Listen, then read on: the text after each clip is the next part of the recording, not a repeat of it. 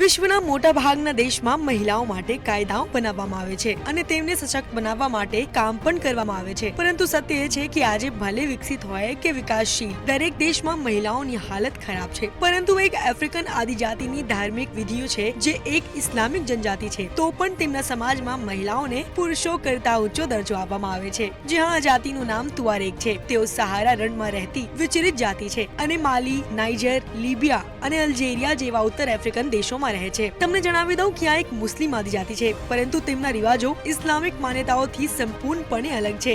આ જનજાતિની એક વિશેષતા એ છે કે બુરખો મહિલાઓ નહીં પરંતુ પુરુષો પહેરે છે. જ્યાં પુરુષો વાદળી રંગનો બુરખો પહેરે છે. આ જોઈને હેનરીટા બટલર નામના ફોટોગ્રાફરે એકવાર આ જનજાતિના લોકોને પૂછ્યું કે મહિલાઓ બુરખો કેમ નથી પહેરતી, તો તેનો જવાબ મળ્યો, સ્ત્રીઓ સુંદર હોય છે અને પુરુષો તેમનો ચહેરો જોવા માંગે છે. આ સિવાય બીજું એક આશ્ચર્યજનક વાત એ છે કે અહીં મહિલાઓને પરિવાર ની વડા માનવામાં આવે છે. આટલું જ નહીં, લગ્ન કર્યા પછી પણ તેમને ઘણા પુરુષો સાથે સંબંધ રાખવાની છૂટ હોય છે.